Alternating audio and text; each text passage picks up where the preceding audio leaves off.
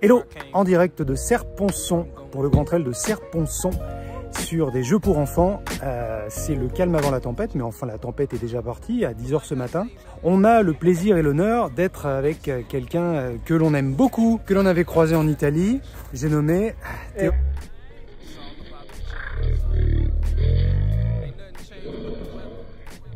Théo Etienne. Salut. Salut. Ça va Théo? Ouais, ça va, nickel. On va aller sur d'autres jeux pour enfants car on a un gros parcours à faire. Ouais. On te suit, c'est parti. On a donc la chance et le plaisir d'être avec Théo Etienne, l'homme de Font-Romeu, à 24 ans. Théo, c'est toi. C'est moi, salut. Théo, énorme saison, on va dire qu'il n'y a eu que des victoires, c'est-à-dire la Nivolais, le Val-Espire, le Tour des Glaciers de la Vanoise, le Canigou. Ça nous fait des courses de 22 à 71 km. Comment ça se fait que tu reviennes sur le Serre-Ponçon, qui est donc, en plus tu vas nous expliquer, tu es cumulard sur cet événement-là. Qu'est-ce qui te plaît déjà dans ces 4 formats sur lesquels tu as performé cette année? Ils sont quand même très différents. C'est des formats différents, ouais. Ben, l'envie de monter sur des formats un peu plus longs cette année. Ouais. Donc là, progressivement, j'ai commencé la saison avec des courses avec le 55 du Nivolais. Ouais. Ça, c'était vraiment une course de lancer après un hiver sans trop courir. Donc tu es venu chez moi. D'accord. Non, mais ouais. Donc une petite course là-bas. Moi, maintenant, j'habite du côté de Chambéry, donc c'était aussi une course à côté de la maison. Et puis après, monter là sur le Tour des Glaciers de la Vanoise. Et puis après, il y a eu le Canigou.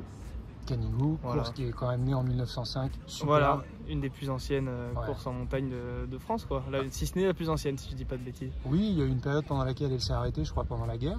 Par contre, tu l'as fait sans portage de glace. Ouais, sans portage cette année, ouais. Peut-être un jour, mais avec le portage de. Ah ouais. Bon, maintenant, on les fait avec des gilets lestés, mais ouais. C'est intéressant quand même. Hein. Ouais, tu les vois. Donc, pour la petite histoire, 2 formats de course. Un format traditionnel, donc c'est 35 km, je crois. 33 km. On monte par la cheminée et donc à l'ancienne, il y en a qui le font pour porter la glace, comme dans les anciennes glacières du siècle dernier. Mania historique. Donc ouais, ça me tente quand même. Donc Serre-Ponçon, c'est une nouveauté pour toi. Ouais. Sauf que tu vas nous faire le 74 km demain matin à 6h30 et le 31 km, enfin la trentaine de kilomètres. Ouais, on connaît pas le parcours, hein. Ce sera la surprise dimanche matin. Rendez-vous entre l'inconnu, sur lequel tu vas retrouver Thibaut Barognan qui détient le record de la descente des 2000 mètres finaux, quand même, moins de 55 minutes selon Jean-Michel Fort-Vincent, qu'on embrasse. Pourquoi? Ne dis pas que tu nous prépares via ce que l'on appelle un week-end de choc, un ultra du type Tropico, Coco, transversal. Un peu le thème, non pas pour une course par là-bas, mais plutôt pour une course pas très loin d'ici, à Nice. Là je fais un dernier week-end choc de préparation. Dans 2 semaines, moi je courrai à Nice 115 km, la course UTMB. Donc premier format au-dessus de 100 bornes pour moi. Ça va être une toute nouveauté, disons. Nouveauté, envie de se tester et de voir un peu ce que ça donne. Donc là, dernier week-end choc, 70 plus 30. 100 bornes en 2 jours, moi ça me paraît cohérent sur la prépa, sur ce que j'ai fait récemment, et ça va me permettre de me tester un peu à 2 semaines de la course. Mais pas de pression, ce sera simplement pour prendre du plaisir et accumuler quelques kilomètres. T'as mis ton accent, t'as porté l'accent sur quoi, dans la mesure où c'est une première expérience de 100-115 km?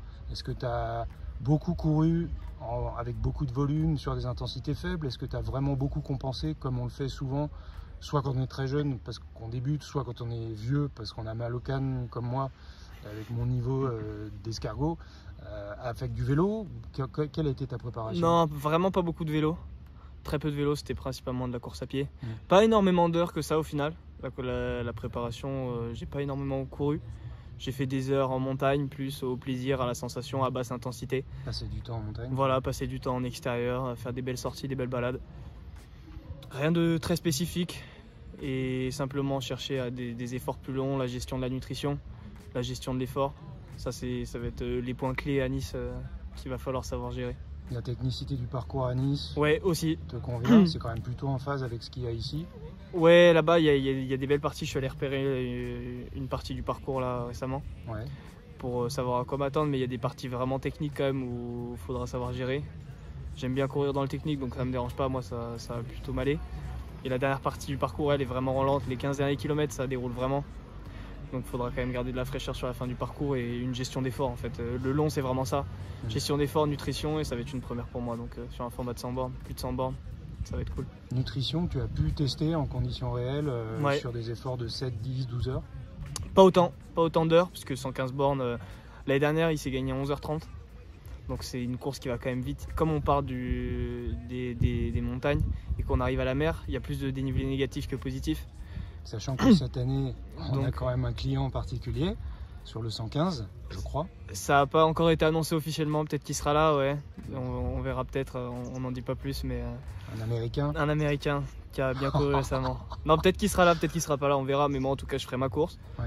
C'est des efforts qui sont vachement personnels, surtout pour une première, alors évidemment s'il est là, ce sera un plaisir d'essayer d'accrocher un peu quelques kilomètres, mais c'est un effort personnel, j'ai envie d'apprendre, prendre de l'expérience dans la gestion. Parce qu'après, à terme, j'aimerais un petit peu monter. Mais l'objectif, l'accent, c'est sur l'expérience, la gestion. Et après, on verra comment ça se passe. Ouais. Bah, psychologiquement et physiquement, en tout cas, avec ce que tu alignes cette année, il n'y a que du bon, quoi. C'est-à-dire que tu construis les trucs raisonnablement, bloc après bloc. Pour l'instant, il n'y a que du bon, ouais. Voilà, après, je ne me mets pas de pression. Sur un premier ultra, c'est tellement à géométrie variable, la réussite ou non, que... Tu vas quand même avec un but compétitif demain, sachant que tu as 30 km le lendemain, tu pourras y aller dans un but, ok, on va vraiment courir à ma propre allure, mais bon, le résultat, c'est secondaire, sachant que demain, je sais que le dimanche, il va quand même y avoir cette pastille de plaisir, de fun, on retrouve les copains, en plus de Thibaut Barognan, il y a quand même du beau monde, donc il y a toujours, voilà, tu vas pas en garder sous le pied le samedi, mais tu vas dans quelle optique toi demain? Demain, c'est de me régaler et de vraiment gérer mon effort. Sans nécessairement partir fort ou moins fort. Simplement de bien m'hydrater, de bien gérer tout simplement l'effort, la nutrition. C'est des points clés que je vais devoir gérer à Nice. De pas avoir de regret à la fin. Voilà, ouais. D'avoir le sentiment... Évidemment, il y a le sentiment de compétition. Ça, tu l'as toujours, surtout quand tu mets un dossard. Ouais. Moi, je l'ai pas beaucoup, moi. Non, on verra demain, ouais. Bon, d'accord. Les portées d'Ipietra, c'est un souvenir ancien. Ouais. C'était en 2021, plein Covid. Tu avais fini deuxième du petit entre guillemets parcours. Là, on est sur quelque chose de totalement différent. Quels sont, toi, tes ressentis sur le parcours donc, de ce 74 km de Serponçon, sachant qu'on fait la deuxième moitié du tour? Ouais. Et il y a 2 points moi, qui m'ont frappé. C'est la première bosse de 1300 mètres. Dès le départ. La dernière bosse de 2000 mètres. Et la dernière descente aussi. Voilà, qui est en descente. De 2000 mètres. Oui, on l'a fait en partie, la dernière montée. Elle fait un coup 900, un coup 800. Par contre, dernière descente, on a 2000 mètres d'un coup sur, je crois, une douzaine de kilomètres. Ouais. Et donc, Thibaut l'a faite en à peu près 55 minutes. Mais en plus, le fait qu'entre les 2 ravitaux solides, je suis sûr que Jean-Michel Fort-Vincent et Serge Moreau nous ont concocté des plats chauds typiques de la région, sauf qu'entre les deux, on a quand même 30 km. Entre le kilomètre 18 et le kilomètre 48. Techniquement et au niveau de la stratégie de nutrition, quelles sont les difficultés que tu identifies de ce que tu connais ou de ce que tu as vu du parcours et du profil que tu as étudié? C'est-à-dire comment je vais gérer moi la nutrition? J'ai fait une question très compliquée. La nutrition sur le parcours avec la position des ravitaux et puis la technicité du parcours. Le profil, le cassant et puis ce que toi tu as vu du sol. Moi je vais prendre vachement sur moi par rapport à la nutrition, je vais en garder vachement dans le sac. Vachement, ça veut dire quoi? 3 gels et ça suffit? Non, un peu plus quand même. Hein. Ouais, il va falloir des barres, des gels. Après, la quantité exacte, ça je vais l'étudier tout à l'heure. Courir chargé quoi. Courir un peu chargé, enfin avoir du stock pour pas être sur la restriction.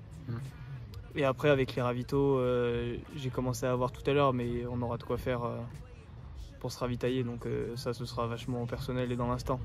D'accord, il y a quand même moyen, sachant qu'au kilomètre 18, c'est le premier ravito liquide, il me semble. Mais je crois qu'il arrive que au kilomètre 18.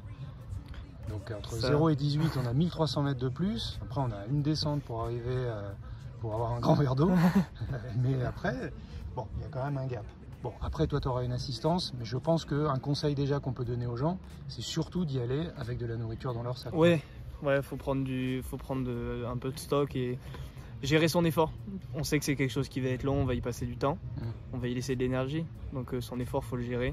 Savoir ce qu'on fait, même si c'est difficile pour ceux qui ont un peu moins d'expérience. Le parcours, il n'est pas facile. Il y a des endroits vraiment exigeants, donc il faut le gérer. Ouais, tu les as vus? Qu'est-ce que tu en as étudié un petit peu? Non, l'intégralité du parcours, j'ai pas fait. J'ai simplement eu les échos des personnes que je connais du coin et à qui j'en ai parlé. Tu vas notamment tout neuf dessus? T'as ouais, pas mis un pied dessus? Tout neuf, ouais. Sympa. Donc ça va être la surprise demain. Non, si, j'en ai discuté avec des gens du coin, donc d'accord. J'ai une petite idée. Et parmi les gens que tu connais, avec qui tu en as parlé, ce sont des gens qui ont performé ici, enfin qui connaissent bien? Des gens du Team Salomon Non, mais c'est des locaux. Donc c'est des clients importants.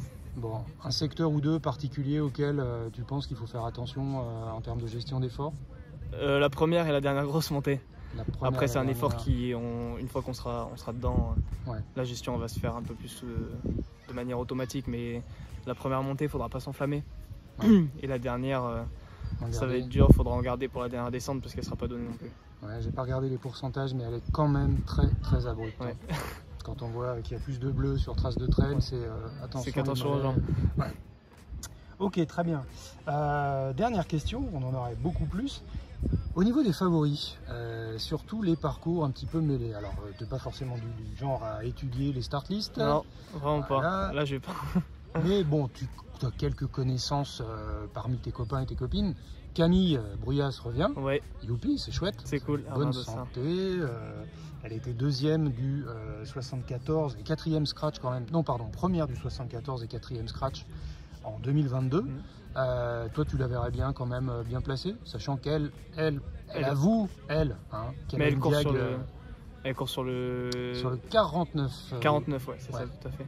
Ouais, là, après ces petits pépins cette année, on espère que les jambes vont venir un peu comme il faut. Je m'inquiète pas pour Camille, hein. Le niveau, elle a largement. Là, demain, elle va se faire plaisir et c'est ce qu'elle sait faire. Thibaut, après sa CCC, mais qu'il a eu la sagesse d'arrêter, ouais. Tu le sens Non, je le sens bien, il va se faire plaisir aussi. Là, on vient tous pour prendre un peu des marques.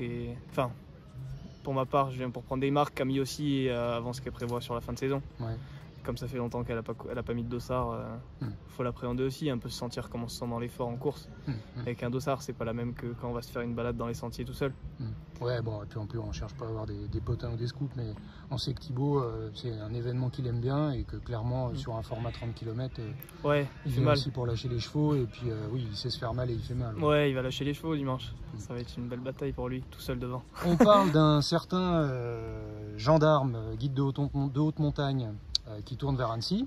J'ai nommé Michel Lannes. Alors on l'annonce, on l'espère. Sera-t-il là?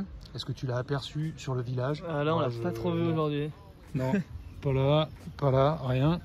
Pas sur le tourniquet, donc non. Ce serait chouette quand même. Ce serait cool qu'il vienne, ouais, après on verra demain. S'il sort d'un buisson de manière inopinée, on verra demain. Imagine, tu sais, les favoris qui viennent, tu sais, à la dernière minute, là, devant les autres, là, et là, tu vois Michel Lannes, ce serait chouette. En tout cas, on lui souhaite de pouvoir courir avec toi, ce serait quand même sympa. Il sera devant moi, mais ouais. Ouais, Michel, encore bien coté en plus, encore super bien coté sur les index. Et puis, côté des filles, on pensait à Julie Roux, qui a fait quand même une saison très, très, très discrète, voire invisible depuis janvier, mais là, qui s'aligne sur 2 épreuves. Ouais. Bon, on lui souhaite aussi le meilleur. Une belle réussite. Ça devrait passer. Enfin, Julie est assez surprenante quand elle s'aligne, quoi, en général. Ouais. Bon. Elle a un niveau, comme tu dis, elle est discrète, mais attention. Ouais. Bon. Non, quand il faut être au rendez-vous, elle est là. Du coup, la pluie est annoncée dans la matinée. Et après, ça devrait se dégager. Ouais, on va avoir 2 heures de pluie peut-être. Au départ, ouais. Théo, dernière chose, les projets personnels, ce PGHM en vue? En vue, ouais. On verra dans. Là, je suis dans le cursus. Si tout se passe bien, il me reste une grosse année à faire. Ouais. Une année à faire. Et une fois les tests terminés, ce sera, j'espère, le début d'une belle aventure. Une affectation que tu préférerais? Dans les Alpes. Du Nord? Ouais. Pas les Pyrénées? Alpes du Nord, Alpes du Sud, c'est des endroits qui sont vraiment beaux pour commencer et se faire une belle main. Et après, surtout, enquiller sur un cursus de guide. C'est intéressant de tomber dans des coins comme ça. Ouais. Après, les choses elles se feront comme elles doivent se faire. Il faut donner le meilleur soi-même et la suite, ça suivra. Écoute, on te souhaite tout de bon. Ouais. Bonne course pour demain. Merci beaucoup. Et puis, toi aussi. Écoute, le meilleur et puis la dernière bosse. Ouais. À fond les ballons. Allez, rendez-vous sur la ligne d'arrivée. Ciao, merci.